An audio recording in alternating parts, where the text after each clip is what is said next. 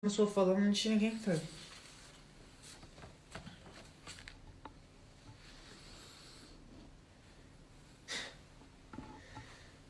meio doido. Ah, você tem que mostrar a coisa lá atrás, né? Tipo,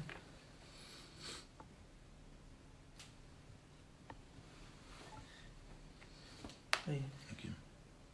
Só aqui? então.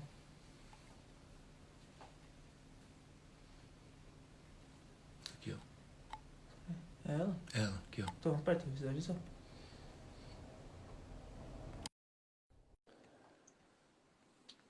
Olá a todos, obrigado. Isso deu certo, beleza. Obrigado pela presença, está entrando bastante gente. Acabei de ver já, né, a minha convidada, a Poliana. Tudo bem, Poliana? Boa noite. Tudo bem, doutor? Boa noite. Tá dando para ouvir certinho? Estou ouvindo bem. Você está ouvindo? Estou ouvindo tranquilo, tá super bom, né? Então tá bom. Eu vou fazer uma pequena apresentação, tá, Poliana? Já tem bastante gente entrando. Eu vou me apresentar rapidamente, né? Eu acho que o alvo hoje, o meu objetivo das pessoas que entram, e o meu objetivo claramente é honrar sua presença no sentido de falar sobre o autismo, tá? Esse é o meu objetivo central hoje, tá certo? Eu espero realmente ter uma função, como é que eu falo, nobre, né, num dia especial, tá certo? Uhum. Então, gente, obrigado pela presença, tá? Daqui a pouco já vou falar sobre a nossa convidada. Eu estou falando de São Paulo, aqui do bairro de Santo Amaro. Meu nome é Nelson, sou médico hematologista. Eu sou diretor, eu cuido de uma empresa de terapia celular. E, obviamente, quem trabalha com terapia celular acaba trazendo em voga alguns assuntos que eu considero extremamente importantes. Hoje o assunto é muito importante. E para isso, e cabe dizer que o dia para falar sobre esse assunto não é um dia à toa, tá, pessoal? Hoje é o dia 18 de junho, que é o Dia do Orgulho Autista. Aliás, Poliana, já convido, se eu tiver alguma falha, depois você me corrija, tá? Fique à vontade, tá bom? Você tem muito mais vivência sobre esse tipo de assunto. E quem está comigo, nada mais, nada menos que é uma mãe, e não é só mãe de uma pessoa que sofre o transtorno autista, mas ela é estudiosa sobre o assunto. Esse é um ponto importante. Ela equilibra a ciência com a vivência. Hoje em dia é muito difícil isso. Então, a Poliana Martins, que é a convidada, é uma influenciadora. Ela tem um perfil bastante quente no assunto, né? Ela tem bastante seguidores também, que é Meu Bebê e o Autismo. E ela é especialista em autismo em bebês, né, Poliana? E ela é mestranda da ABA, né, na Federal de Minas Gerais, que, no meu ponto de vista, me parece que você estuda comportamento aplicado no tratamento do autismo, né, pelo que eu sei. Não sei, depois Uhum. você comenta sobre esse curso, o tempo e o que ele valorizou no seu conhecimento, né? Ela é mãe da Sofia e do João. E me parece que é o João, né, que sofre do transtorno autista, né, Poliana? Tá certo. E eu fiz alguns. Para quem não conhece o autismo, e aliás, então, mais ainda eu peço para continuar conosco, esse termo autismo parece que não é tão recente, né, Poliana? Em 1908, eu vi que um psiquiatra suíço, Eugen Bleuler, comentou, foi o primeiro a utilizar esse termo.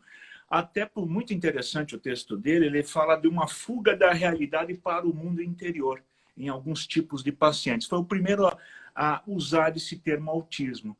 Aí, em 78, já depois de várias décadas, o psiquiatra Michael Rutter, ele começou a definir um pouquinho melhor o autismo. Claro que com muitas falhas, devido a não ser tão recente, mas com bastante falha.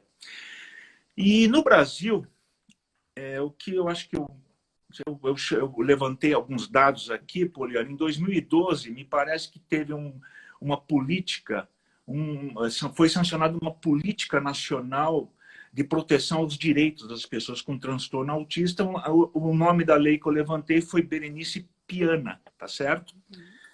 E o que de dados que você me mandou, que eu achei muito interessante, obviamente elucidou bastante, que esse dia 18 de junho ela iniciou a celebração em 2005, né? Através de uma entidade chamada Aspis for Freedom. Aspis, provavelmente, uma conotação daqueles que sofrem do autismo, e a liberdade, provavelmente em luta da igualdade, do reconhecimento, da divulgação desse assunto, né?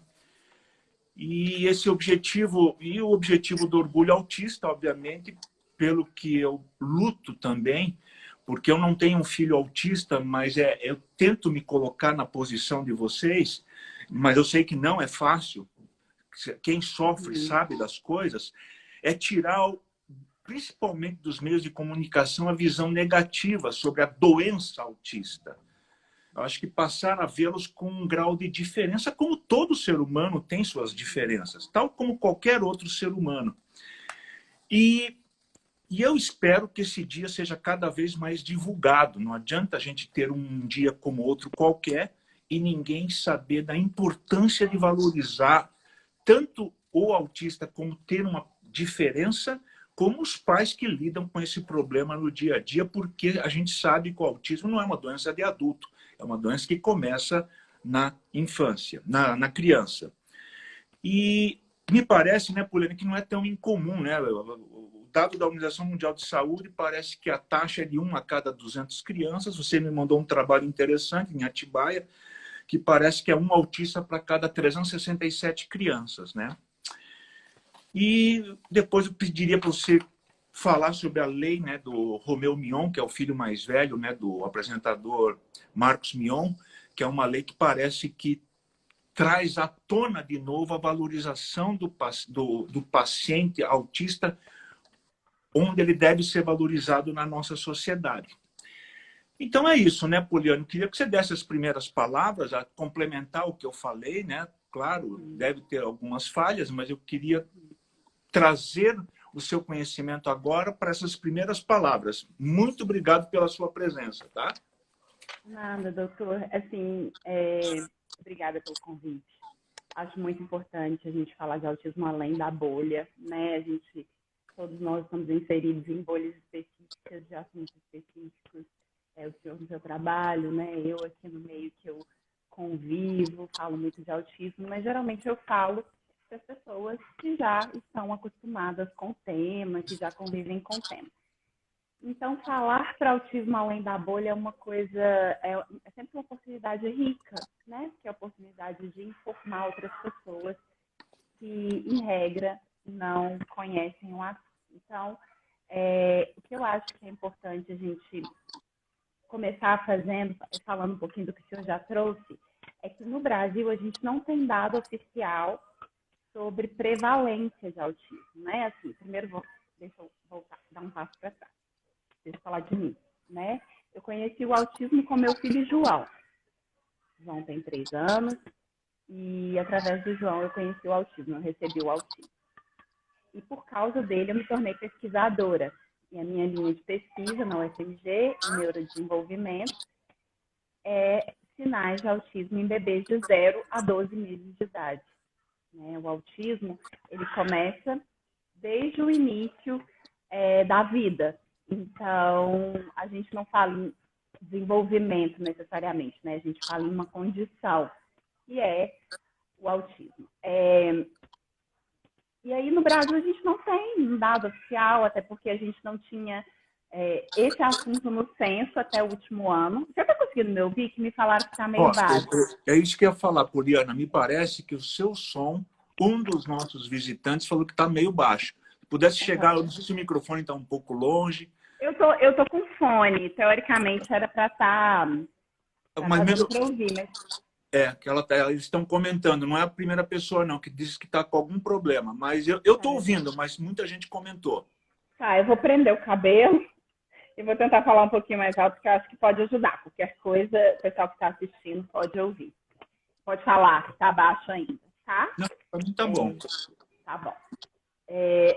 Então, assim, no Brasil a gente não tem dados oficiais sobre prevalência de autismo, a gente não sabe qual a incidência exata, mas nos Estados Unidos o CDC diz que é 1 para cada 39 pessoas, né? Então, uma prevalência muito alta. Muito mais comum, né? Muito mais Impressionante. comum.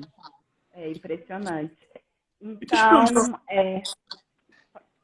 falar. Desculpa, não, pode falar, continua. Então, como a gente ainda não tem estudos conclusivos em relação a isso no Brasil, a gente trabalha com uma prevalência de órgãos mais fortes, né, que são internacionais. Então, a gente acredita que a prevalência seja pelo menos uma para cada 50 pessoas aí, sendo muito maior em meninos, né? Eu vou fazer uma correção no que o senhor falou, para fins de didáticos mesmo, a gente não considera o autismo uma doença, né? A gente considera o autismo uma condição, um transtorno no neurodesenvolvimento que faz com que a pessoa tenha uma programação cerebral diferente. Nesse sentido, a gente não fala de cura também, mas em trabalhar para melhorar a qualidade de vida, trabalhar em relação às dificuldades, né? Como qualquer pessoa que tem dificuldades, que funciona de uma forma específica e tem algumas dificuldades específicas e aí precisa de suporte para desenvolver habilidades, né? Mas é importante falar que hoje a gente sabe que quanto mais cedo é diagnosticado o autismo, maiores são as possibilidades de desenvolvimento de qualidade de vida. Esse é um ponto importante, né? Que é o diagnóstico precoce, né? Poliana, agora deixa eu perguntar uma coisa. A minha área é medicina, né? E criança, bebê, é muito difícil lidar. É muito difícil você ver os sinais de doença. Eu sei que a mãe conhece muito o filho. Eu queria saber de você, na sua experiência, Poliana, quais foram os primeiros sinais que o João apresentou que levantou essa lebre, assim? Ele pode ter esse transtorno. Foi simples assim? Alô? Não estou ouvindo. Travou. Ah, não. Acho que agora caiu. Desculpa, Deve estar... travou. Deu para ouvir? Está ouvindo? Agora eu estou ouvindo. Ah, tá. Desculpa, eu vou repetir, que eu acho que uma coisa que você falou certo, e acho que é uma verdade na área médica, que quanto antes a gente faz o diagnóstico de um problema, melhor é o resultado no tratamento. Isso é uma verdade média, da área médica, da área da saúde. E aí eu pergunto para você, porque é uma dificuldade o bebê, você falou, nos primeiros meses. Quais foram os sinais que o João apresentou? Se foi fácil perceber, se você teve uma dificuldade, mesmo você que é estudiosa, e quais foram esses sinais que o João teve que levantou essa lebre da possibilidade de ter esse transtorno? Então, quando eu tive o João, eu não era pesquisadora nessa área, né? Não é a minha área de formação, eu sou formada em Direito, então eu trabalhava com Direito. Só que em relação a autismo, em relação à análise do comportamento aplicada, qualquer pessoa com qualquer formação pode se especializar em análise do comportamento. Então, a minha formação é posterior ao João. Mas eu tinha um conhecimento que era sobre crianças, né? Eu era mãe de uma família grande e eu sabia que crianças se comportavam de uma forma diferente da qual eles se comportavam, né? Então, os primeiros sinais que o João apresentou foram antes de um mês de vida. Com um mês de vida, sim. Um mês de vida já? Um mês de vida. O João, a primeira vez que eu falei em autismo para o João, ele tinha 1 mês e 10 dias. E a primeira vez que ele chegou numa sessão de terapia, ele tinha 1 mês e 15 dias. Foi muito rápido. Deus, Poliana, quais foram esses sinais? Porque eu acho que isso é muito interessante para os pais. Os pais, eu tenho 15 mil pessoas que guardaram cordão comigo. E são pais que volta e meia falam sobre autismo por telefone comigo. Inclusive, até eu tive recentemente uma mãe também que tem um filho autista, Amanda Ribeiro. Ela tem até um blog, Mamãe que Viaja. Então, é uma coisa que assusta os pais. Eu sei que a gente não pode... Eu sei que a nossa função aqui é fazer com que o autismo não seja visto de forma negativa. Mas esse impacto nos pais de primeira viagem, não eu acho que deve assustar muito, sabe, Poliana? Quais foram esses sinais? O que você, agora que é estudiosa, o que você dá de dica nesse sentido?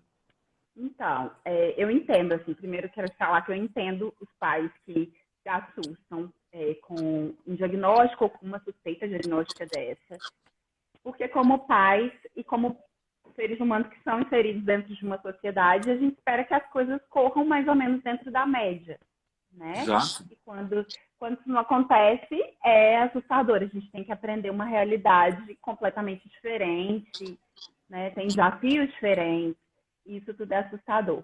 Mas, ao mesmo tempo, eu acho importante a gente falar isso, porque hoje é dia do orgulho autista, justamente é um movimento dos próprios autistas, em afirmação da identidade deles e do direito de viver de uma forma diferente, de serem pessoas diferentes, né? Então, com o tempo, doutor, assim, se tem alguma mãe aqui nos assistindo que está passando por esse medo, por essa dificuldade, eu posso dizer assim que o caminho não é comum, né? Não é igual de todos, mas a gente vai encontrando as respostas e construindo as pontes, né? Para permitir que nossos filhos desenvolvam o maior potencial deles. E aí, voltando aqui para a intervenção precoce, para a minha pesquisa com bebês, né? Meu objetivo nessa pesquisa é tornar ciência o que eu vi na prática, que foi com meu filho João. Então, hoje eu vou falar para o senhor o que eu vi com meu filho e o que as pesquisas dizem sobre os sinais mais precoces de autismo, né? E sobre o prognóstico, quando a gente faz uma intervenção muito cedo na vida de uma criança. A gente teve, assim, o João apresentando um choro que era constante e não tinha relação com comunicação de mal-estar, fome ou fralda molhada ou doença. Era um choro que não parava, não era um choro com intenção comunicativa. Com um mês, o João não olhava para o rosto humano, então isso me chamou muita atenção, né? É um marco neuropsicomotor, as crianças procurarem os rostos humanos para se direcionarem. Na época eu não sabia que era um marco neuropsicomotor, mas eu sabia que era diferente das outras crianças. E quando o João fez mais ou menos 1 mês e 10 dias, eu percebi que ele evitava o rosto humano, não só não olhava, como ele tentava ficar sempre direcionado para um lado que não tinha ninguém. E não gostava da interação, não gostava de ser tocado, ele chorava e ele se incomodava muito. Eu tenho uma melhor amiga que é neuropediatra, minha amiga de infância, e eu dividi essa preocupação com ela. Ela é pesquisadora, pós-doutoranda numa área que eu não vou saber falar para o senhor o nome, ela é neurogeneticista, e ela ficou preocupada com os meus relatos e procurou pessoas que tinham mais conhecimento que ela, me orientou para procurar um terapeuta ocupacional. Mas não me falou de autismo, falou assim, vamos tentar ajudar o João com essas sensibilidades dele, a voz, ao toque, né? E aí a gente procurou uma terapeuta ocupacional, com 1 mês e 15 dias ele estava em reabilitação com a terapeuta ocupacional. Quando o João fez 8 semanas, ele não sorriu, que é outro marco neuropsicomotor, e dali para frente foi ficando muito claro para mim as dificuldades socioafetivas dele. De falta de balbucio, falta de vocalização intencional, falta de interesse nas brincadeiras, né? Baixíssimo contato visual. Por mais que a gente buscasse estar sempre estimulando, ele não correspondia. Se interessava muito mais por qualquer coisa no ambiente do que pelas pessoas. Ele tinha um padrão sensorial também, ele tinha uma dificuldade com toque, de tomar banho, algumas coisas que são muito peculiares do autismo, né? E assim a gente foi vendo os sintomas se apresentando. E hoje que eu sou pesquisadora, embora a gente tenha uma variabilidade muito grande dos primeiros sinais de autismo, o que eu encontro nas minhas pesquisas com bebês, que ainda são pesquisas muito escassas, né? Mas os sinais que existem registrados na literatura, os primeiros sinais são baixa reciprocidade socioafetiva. Então, aquela criança que não gosta muito de olhar para o rosto, que não faz contato visual na mamada, que não gosta da interação, que não busca a interação, né? Aquele bebê que você coloca ele num lugar e ele fica lá o dia inteiro sem chorar, ou que chora o dia inteiro. São sinais de diferenças comportamentais que a gente consegue perceber no bebê desde muito cedo no desenvolvimento. Ausência de gestos, né, como imitação lá para os 7 meses, dar tchau com 8 meses, com 9 meses bater palminha, apontar com 12 meses, e as primeiras palavras surgindo aí por volta entre 12 e 16 meses, a gente tem que ver o bebê falando as primeiras palavras. Então, esses são os sinais clássicos de atraso de comunicação, né, e de baixa reciprocidade socioafetiva que a gente encontra e que eu encontrei com o João.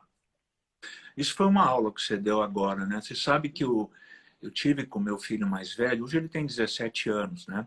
E ele enfrentou uma fase da vida deles, há mais ou menos uns 8 anos, quando ele tinha em torno de 10 anos, aquele transtorno do déficit de atenção. E é uma coisa dos pais, natural. Eu tive discussões homéricas com a minha esposa, e eu queria até usar isso como exemplo para ti, né? Porque ela lutou com a escola para provar que ele tinha esse transtorno de déficit de atenção. E eu, como pai, não queria reconhecer essa doença, entendeu? Era como se, não, isso não é um déficit de atenção, isso é normal. Por isso que a sua perspicácia em ver com tanta precocidade um problema me chama a atenção, porque a grande maioria dos pais, a tendência é negar, né? É negar um problema no filho. E essa negação é crescente, né? E você tem visto, provavelmente, outros pais. A média de diagnóstico com quantos meses, mais ou menos, de idade, Poliana, quando pega essa fase inicial? Então, assim, casos como o meu, que a gente percebe alguma diferença nos bebês, são muito, muito raros, né? Porque a gente não tem... Primeiro, a gente não tem instrumento de triagem, que é um problema que eu estou enfrentando na minha pesquisa. A gente não tem como aplicar um teste em bebezinhos, não existem testes para diagnosticar autismo em bebês tão novos, né? A gente tem um problema de produção científica, a gente tem um problema de pesquisa, a gente não tem relatos de casos com tanta frequência e variabilidade para a gente conseguir construir esses instrumentos, né? Então, assim, um bebezinho é muito, muito raro ainda, né? A gente começa a ver isso acontecer, essas pesquisas aparecerem, mas é uma coisa muito rara. Geralmente, diagnóstico de autismo a gente vê em crianças com mais de 2 anos, né? Por volta dos 3 anos de idade. A gente vê classificação de risco, né, em bebês. Pesquisas, aliás, trabalhos de pesquisadores que classificam o bebê como apresentando sinais de baixa de reciprocidade socioafetiva, problema de comunicação, geralmente em irmãos de crianças autistas, porque eu já tenho um filho autista, eu fico preocupada com o meu próximo filho. E aí eu levo ele para ser acompanhado, né? Então a gente tem muitas pesquisas que envolvem irmãos. Isso é muito interessante, hein? Essa parte genética, vamos dizer assim, né? Se há que a prevalência é muito maior entre irmãos. Desculpa cortar, eu acabei cortando você, Poliana, que é uma pergunta muito comum dos pais, isso é extremamente comum, que eu sei que a genética pode não explicar tudo, mas a genética é extremamente preponderante nas doenças, cada vez mais, eu tenho a impressão. Eu acho que no autismo, você pode depois me corrigir, provavelmente não explica todo o autismo, mas eu pergunto a você se na sua família, até para ilustrar para as pessoas que estão nos vendo, há casos de autismo nos ascendentes do João? Então, o que acontece é que o autismo é um espectro, né? E como um espectro, a gente gosta de dar o exemplo como se fosse uma paleta de cores, né? Então, vamos pegar a cor azul. A gente tem o azul bem discreto e o azul bem intenso, como essa blusa que eu estou usando. Então, assim, os casos graves, né, em que a criança e a pessoa adulta precisa de muito suporte para comer, suporte para ir ao banheiro, que ela tem pouca independência, né, que ela não fala. Esses casos são muito óbvios, né, para a gente percebe logo na vida do sujeito. Provavelmente o João, ele teria uma gravidade maior no quadro dele. Então, eu percebi desde muito cedo esses sintomas. Alguém perguntou aqui se é comum perceber em todos os bebês. Não, geralmente os bebês que a gente percebe cedo, muito cedo, é porque os sintomas seriam mais severos mesmo. E aí, a partir do momento que eu comecei a estudar autismo, né, que eu me tornei pesquisadora, eu percebi que sim, tinham outros casos na minha família que não haviam sido diagnosticados.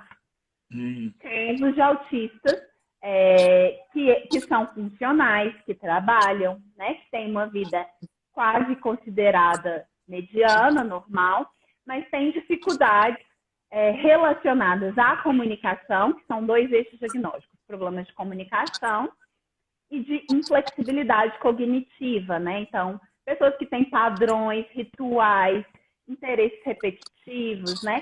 Que têm muita dificuldade de sair de determinados padrões de comportamento ao ponto de prejudicar a vivência delas.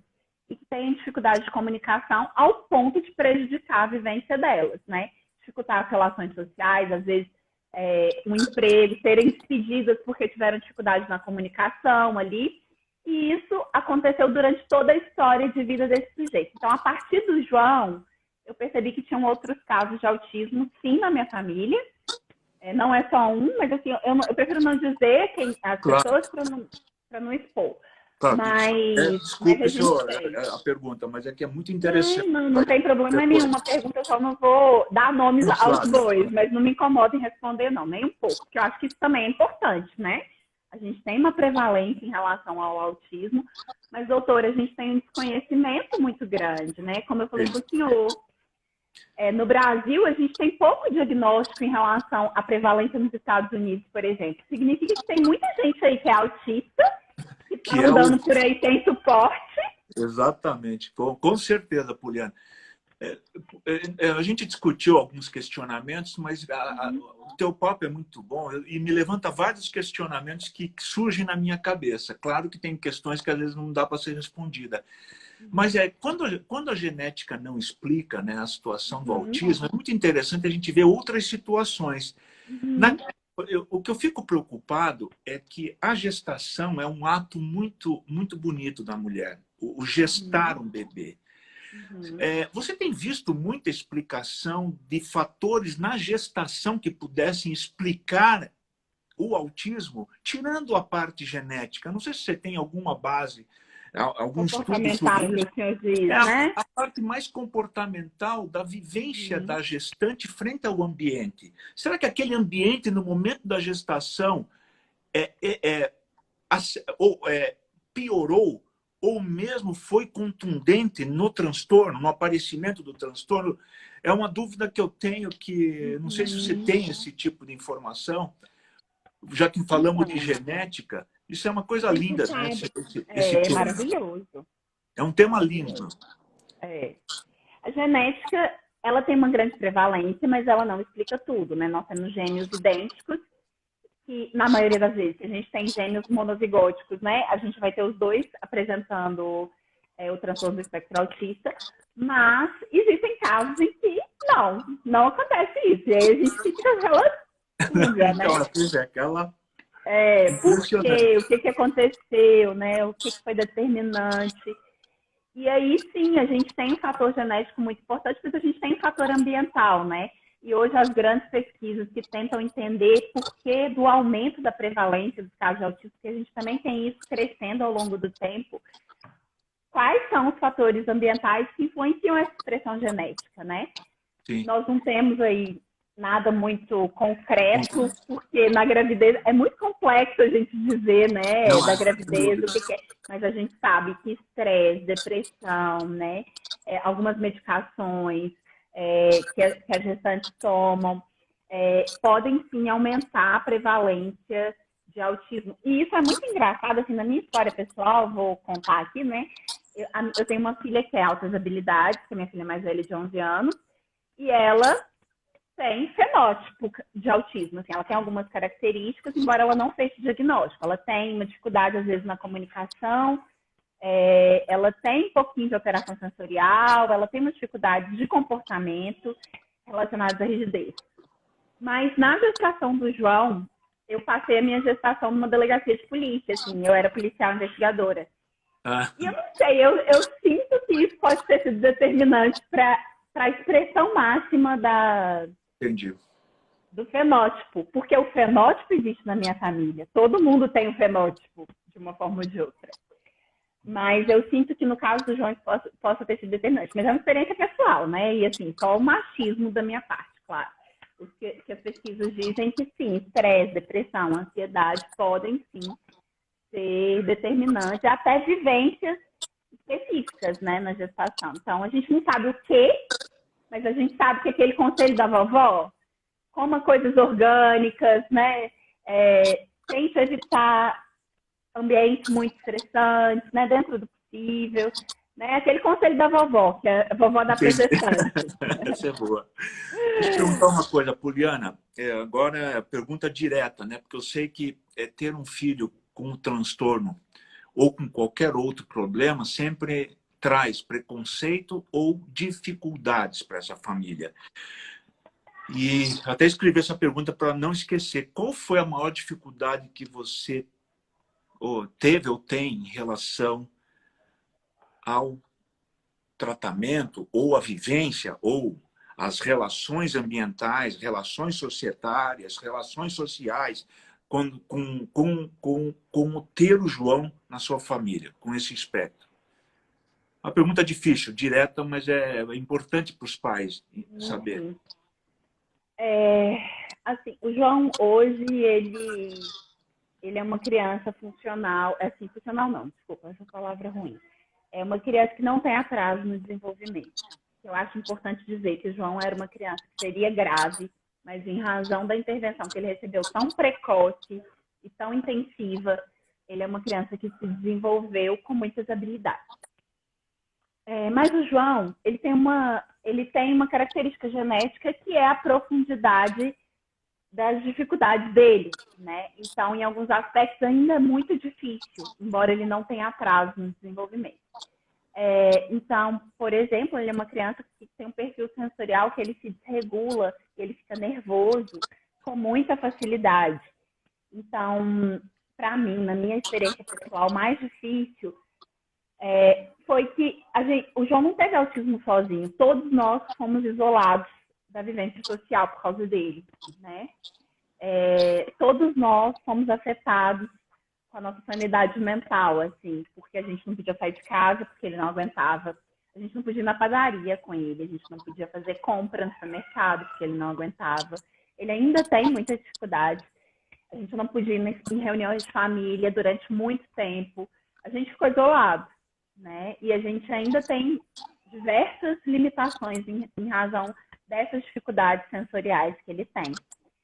Ele grita, ele pula o dia inteiro, então é cansativo, né? Tanto eu quanto o meu companheiro acabamos tendo que fazer terapia, precisamos de suporte de medicamento, né? Então afetou toda a qualidade de vida da família. Claro. E isso é a regra. Isso é a regra. Eu acho que essa frase, ninguém tem autismo sozinho, diz muito sobre ter um filho com deficiência, né? Ninguém tem uma deficiência sozinho, a gente carrega a nossa unidade familiar com a gente nessa vivência dolorosa. E o autismo em específico é uma deficiência comportamental.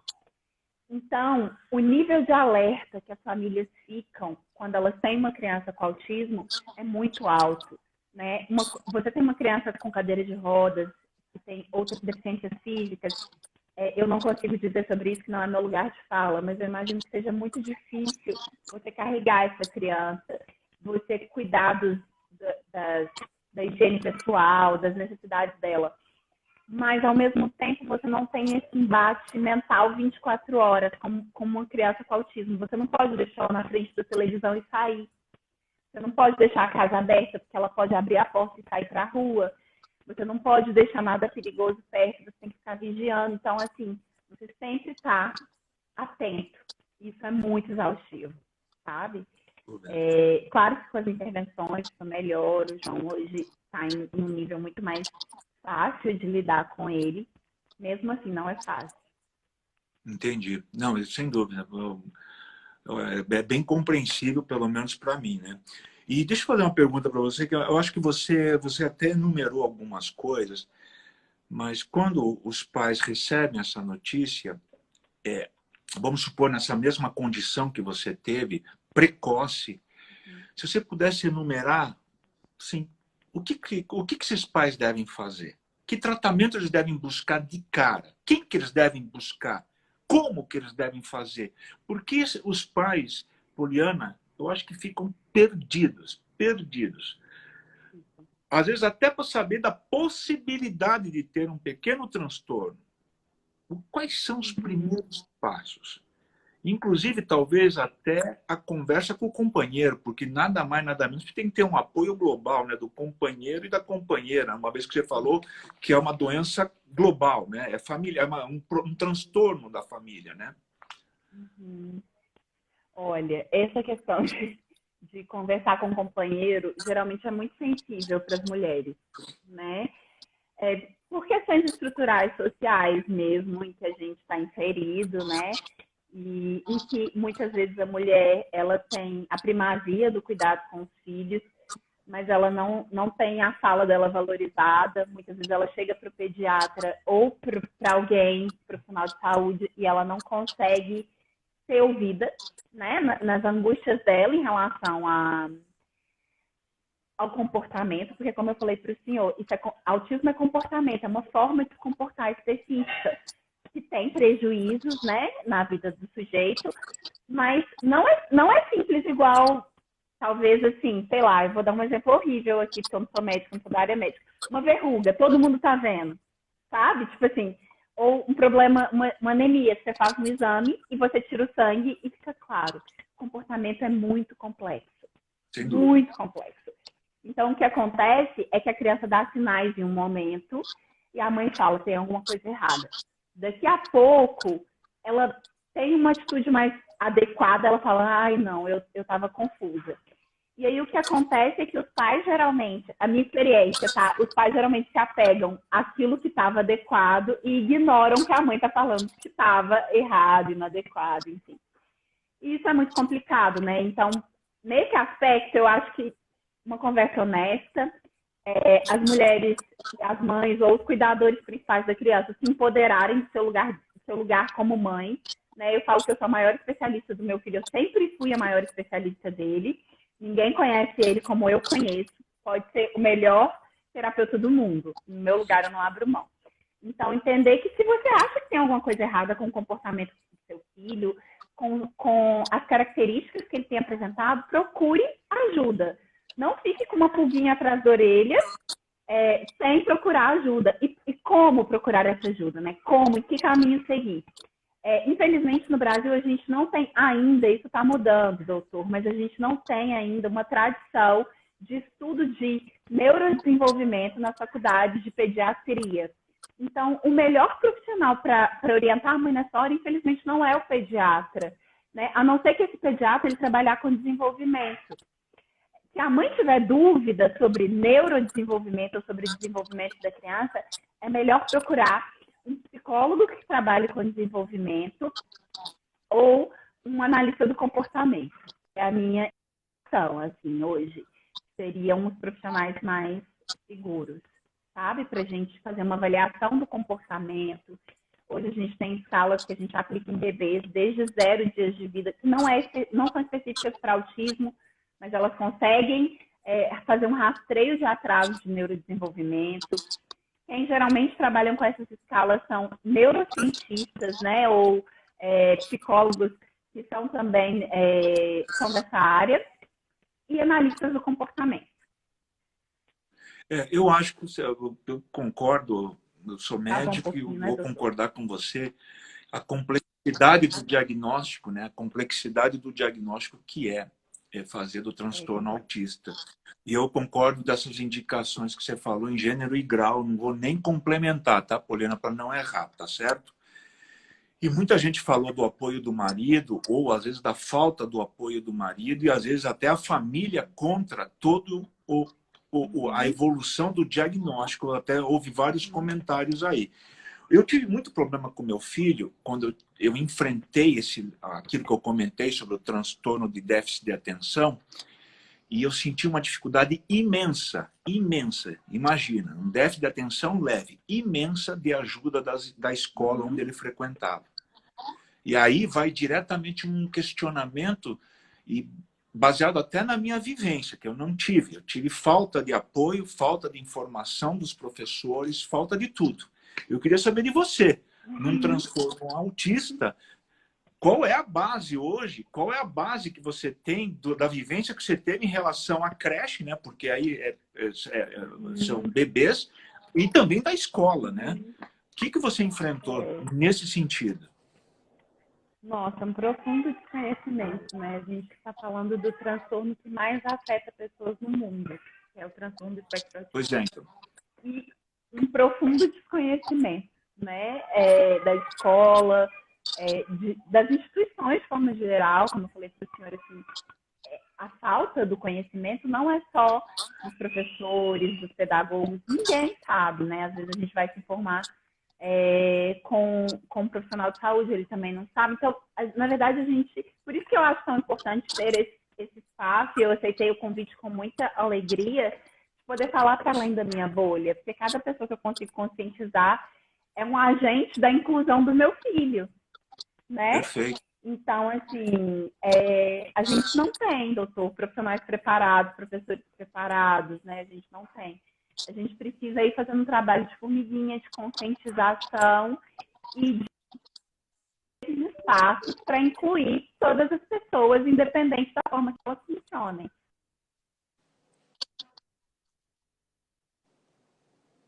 Alô? Tá dando uma lentificada, Poliana. Você tá ouvindo? Travou um Tá ouvindo, gente? Travou? Tá dando para ouvir, Poliana? Agora eu ouvi. Eu tô com a Poliana Martins. Eu tô com a Poliana Martins aqui, né, falando sobre o transtorno autista, né, no Dia do Orgulho Autista. E eu estou vendo o tempo correr, eu estou até desesperado, tá, Poliana? Porque você está falando tanta coisa importante e o tempo correndo. Eu queria que você falasse uma coisa que deve incomodar muito você, que são os preconceitos. Eu sei que são vários, você deve ter sofrido. Eu queria saber se existe um que você pudesse elencar como talvez importante, que você gostaria que hoje, num passe de mágica, deixasse de existir. Ou alguma coisa que pudesse fazer muita diferença hoje e que poderia ter mudado ou facilitado sua vida. Então, eu fui muito privilegiada, porque eu tive acesso às melhores informações, desde sempre, assim. Mas se eu pudesse fazer alguma coisa, se eu pudesse mudar alguma coisa, era só que as pessoas aceitassem o meu filho como ele é. Porque ele tem muitas potencialidades. Mas ele tem o jeito dele. Ele tem a maneira dele de vivenciar as experiências. E se as pessoas estiverem dispostas a estender a mão, eu tenho certeza que ele pode mudar o mundo aí, junto com todo mundo, sabe? E nesse sentido, eu queria que as pessoas pudessem estender as mãos. E eu acho que se eu pudesse transformar alguma coisa, era o conhecimento. Eu gostaria que todo mundo entendesse o que é autismo e que a gente falasse sobre autismo e que as pessoas entendessem, embora não seja simples, mas ter um ouvido sensível, sabe? Não, sim, eu peço que as pessoas realmente olhem de forma diferente, somente não só hoje, né? Hoje seja um marco, mas que passe a ver de forma diferente. Deixa eu fazer uma pergunta. O Brasil, você sabe, né, Poliana, o Brasil é cheio de fazer lei e não cumprir, né? A gente faz muito bem lei e, às vezes, para cumprir é um problema. Mas, em relação à lei do Marco Mion, que é o filho mais velho, né? Eu queria saber, fale um pouquinho sobre essa lei, que foi o mais recente, que parece que ainda não foi sancionado pelo presidente. Se você pudesse comentar sobre esse projeto de lei, né?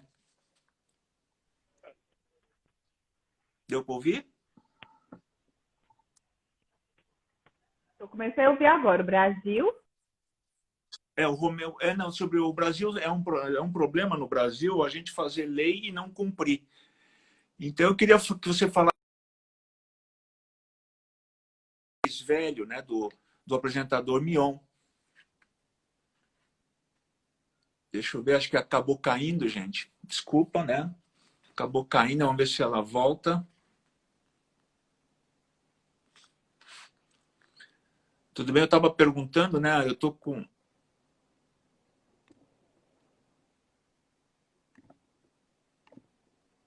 Estou tentando trazê-la de volta, que a conversa está muito boa e importante, né? Não é só boa, né? Oi, Poliana, caiu. Eu vou repetir a pergunta. Eu estava conversando com os seguidores aí. Sim. Então, eu estou falando um pouquinho de legislação. Eu sei que legislação no Brasil é uma coisa muito difícil, porque a gente tem muita lei, e às vezes a lei é quase que um enfeite, né? Mas eu queria que você comentasse, né? Porque o Marcos Mion tem uma luta também em relação ao transtorno autista, e recentemente uma lei que foi colocado até em homenagem ao filho mais velho dele, passou, acho que o ano passado, no final do ano, no Senado. Parece que vai haver a sanção. Qual a importância dessa lei recente? Há outras legislações anteriores. Isso muda? Isso melhora? Qual é a característica dela em relação a outras que pode trazer benefício às pessoas com a característica autista e que possa valorizá-los de vez, né? Uhum.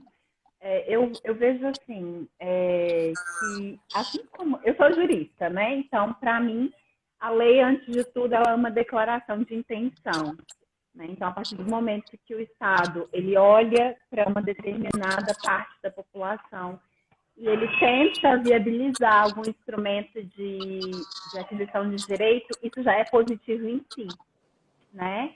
Então, porque é uma afirmação política, né? Nós estamos nos importando com essas pessoas.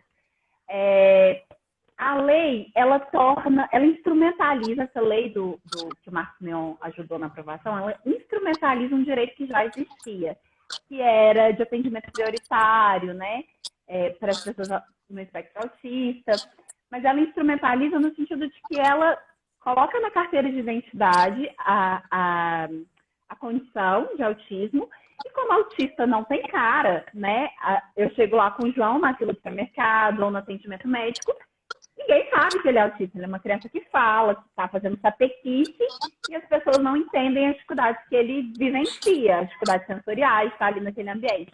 Então, a carteira de identidade, com a declaração da condição, ela ajuda a viabilizar o acesso de alguns direitos que às vezes a gente passa muito constrangimento com as pessoas autistas, com os filhos autistas, porque as pessoas não sabem que eles têm essa deficiência. Essa deficiência é interna, né? Ela não está ali no rosto deles. Não tem fenótipo físico, não tem nenhum marcador biológico, né? Então, nesse sentido, essa legislação é muito interessante, né? E, como eu disse, é uma declaração de esse assunto é importante para a população, importante para o Congresso, é importante para o país, então isso sempre vai ser positivo. Tá bom, interessante isso. Deixa eu fazer uma pergunta, Poliana. Hoje nós estamos vivendo, eu não gosto muito de falar de pandemia, porque as pessoas estão quase que doentes só de ouvir o termo pandemia. Mas é importante, numa situação que você vive, o que isso afetou, porque como mudou o ambiente de uma hora para outra, o que você está enfrentando em relação ao transtorno em si, a relação familiar, essa coisa que mudou totalmente, o que foi afetado? Então, assim, eu acho que todo mundo sentiu, está todo mundo sentindo mais ou menos a mesma coisa, né, em níveis diferentes, assim. A ansiedade em relação ao futuro, né, ninguém sabe exatamente como as coisas vão se desenrolar, então todo mundo fica mais ansioso. Em relação a ter uma criança autista em casa, a gente perdeu o suporte, né? Então, meu filho não pode ficar com os meus pais, não pode fazer as terapias que ele fazia, ele teve regressões no comportamento, né? Ele piorou muito o comportamento. Eu tenho que trabalhar, então ele às vezes fica assistindo TV o dia inteiro, brincando em joguinhos eletrônicos, porque eu tô sozinha na minha casa. E aí acaba que nós temos uma alteração, uma desregulação sensorial, comportamental, que dificultou a vida de todo mundo que tem filho com autismo, né? Eu faço uma pesquisa, eu estou desenvolvendo uma pesquisa em relação aos efeitos da pandemia no comportamento das famílias que têm crianças com autismo. E essa sensação que eu tenho está sendo ali concretizada na pesquisa, em breve a gente vai publicar. É uma sensação generalizada, assim, de que a gente teve regressões e que a vivência está muito mais estressante. Porque a gente tem crianças que às vezes repetem frases o dia inteiro, que fazem alguns barulhos, que pulam, que se colocam em risco e sem suporte nenhum. Isso fica bem desgastante, né? Imagino, né? Não é impressionante, né? Se nós, que teoricamente não temos um transtorno, isso mudou totalmente meu aspecto psicológico, sabe? E dos meus filhos também. Então eu me solidarizo por tudo que você falou aí em relação a essa situação, né? E em relação à parte farmacológica, eu não gosto de falar remédios, né? Porque senão as pessoas acabam comprando, utilizando de forma inadequada. Ele tem usado também não vou perguntar nome, mas ele tem usado algum apoio farmacológico no tratamento ou só está fazendo esse apoio ambiental de treinamento? Sim. Hoje o que a gente tem para autismo de padrão ouro de intervenção é intervenção comportamental intensiva, né? A gente fala de 40 horas semanais, de 20 a 40 horas semanais. É uma jornada de trabalho, né? E no Brasil isso é uma realidade muito distante, assim, né? Pouquíssimas pessoas têm acesso a isso, é um tratamento elitizado, né? Que só quem realmente pode pagar que vai ter acesso. Mas o João, porque ele tem uma mãe que se profissionalizou em relação a isso, né? Ele tem condições de ter essa intervenção. Então, ele nunca usou nenhum tipo de medicação e realmente não é a recomendação para nenhuma condição comportamental. Sempre a gente busca intervenção, né, em terapia, análise do comportamento aplicada, e depois que alguns caminhos não sejam bem sucedidos, a gente pode buscar aí apoio, suporte farmacológico, mas não é a primeira opção, e ele nunca precisou usar, até hoje ele nunca usou, graças a Deus. Muito importante. A Sofia ela está com quantos anos? Ela fez 11 ontem. 11 ontem. E assim, eles se dão muito bem, Poliana? Tá tranquilo? É fácil? Como é que é essa vida aí? Então, já foi muito difícil, já foi muito doloroso. Porque o João, ele não tinha nenhuma reciprocidade socioafetiva emocional, ele não tinha vinculação com a gente, né? E com a Sofia, como irmã, como menina, eu acho que isso é coisa de menina também, né? Ela buscava muito esse contato, esse afeto com ele, e ele não tinha. Mas a Sofia, ela é muito especial, assim, ela é uma menina extremamente inteligente, ela é brilhante. E hoje em dia ela sabe todos os manejos, ela aplica intervenção com ele, ela dá aula de análise do comportamento, então ela sabe, literalmente, assim, ela dá aula para mim e para os meus cachorrinhos, inclusive. Então, ela sabe muito manejar, sabe? É uma característica dela. Eu acho que os irmãos geralmente vão ter mais dificuldades do que a Sofia tem com o João. Mas é da Sofia, é muito peculiar dela, assim. Eu sou muito abençoada por ter ela na minha vida. Que bom. A gente eu tenho feito algumas lives, né, Poliana? E obviamente no final eu tenho errado muito, porque eu deixo até o final e o meu convidado acaba caindo a cena enquanto a pessoa está falando, né? E eu temo não errar toda vez isso aí. Então hoje eu conversei, indo para uma fase final, eu queria agradecer em nome de tudo, de Deus, da minha clínica, da presença de você. Foi extremamente enriquecedor. Você não pode imaginar o quanto fiquei feliz com as suas informações. Obviamente, eu vou tentar fazer com que esse filme não termine aqui, claro, que isso aí seja expandido para todo mundo. Vou pedir, eu não sei a forma, mas eu vou pedir para que as pessoas espalhem esse papo para que todos entendam esse tipo de transtorno e não vejam como uma doença negativa, veja como características de uma pessoa e respeite, porque cada um tem uma característica, no meu entender. Eu convido todos a conhecerem a criogênese, né? A gente trabalha com terapia celular, a gente coleta sangue de cordão, tecido do cordão, fico à disposição de você, Poliana, para o que der e vier, para o que der e vier de informação que possa ser passada para o mundo, se possível, tá? E nesse final, eu convidaria você a falar sobre o seu trabalho, né, de maternidade atípica também, e dar dicas, né? Quais seriam as principais dicas que você daria aos pais na identificação, naquilo que você quiser falar com os pais, porque a gente tem 15 mil clientes que são pais, bebês a adolescentes. Eu queria dar esses últimos minutos a você e já agradecendo imensamente a sua presença. Então, doutor, assim, eu acho que a primeira coisa que eu gostaria de dizer para os pais e cuidadores é acreditem no seu olhar sobre o seu filho, né? Não tem ninguém mais capaz de avaliar o desenvolvimento de uma criança do que o próprio pai e a própria mãe, né, dessa criança. Então, se você acha que tem alguma coisa errada, alguma dificuldade, alguma coisa que não está no lugar certo, procure ajuda, né?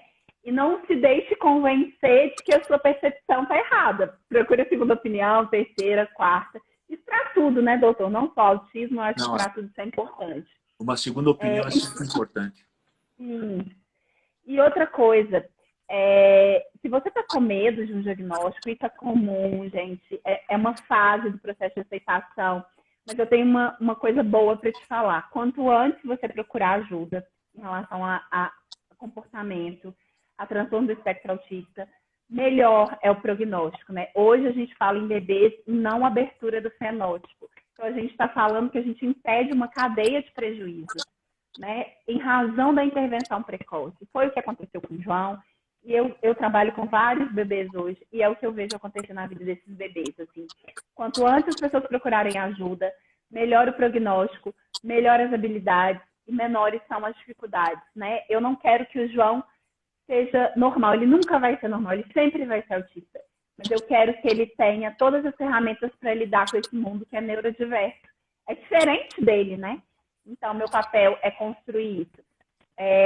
Convido a todos a conhecerem mais sobre o meu trabalho. Quem tiver com alguma dúvida sobre o filho, pode me procurar em inbox, eu respondo. Se eu não conseguir responder hoje, amanhã, depois, insistam, né? Que às vezes a demanda é alta.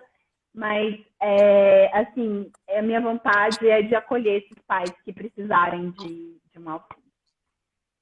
Puxa vida, eu fiquei feliz. Muita gente te elogiou, sabe, Poliana? Muita gente te venera, usando o termo aí que foi utilizado. Muita gente gosta pelo seu conhecimento, antes de tudo, né? E pelo amor que você tem pelo seu filho. Eu queria deixar um abraço para a sua família, tá? Para o João, para a Sofia, para o seu companheiro. E um agradecimento de coração. E aqui eu me despeço de todos. Muito obrigado pelos seguidores. Obrigada Se vocês pela puderem, oportunidade. tá? Todos os seguidores aí, um abraço profundo. Convido a conhecer a Criogênesis e todos que precisarem de ajuda, eu vejo que a Poliana ficou à disposição nesse assunto sobre o transtorno autista. Hoje é o dia do orgulho, gente. Vamos fazer com que isso não fique somente hoje, tá? Passem esse filme, passem esse assunto para frente, por favor. E como eu trabalho no Hospital das Clínicas, eu queria só deixar um recado. Procurem se resguardar, procurem também doar sangue. Eu sou hematologista e eu sei o quanto falta a doação de sangue, principalmente porque as pessoas estão com medo de ir ao hospital. E isso está afetando muito a doação de sangue. Muito obrigado, Poliana. Tchau. Hoje eu acertei, não está cortando em cima da gente. Obrigado, um abraço. Isso, tchau. Nada. Abraço, até mais. Um abraço.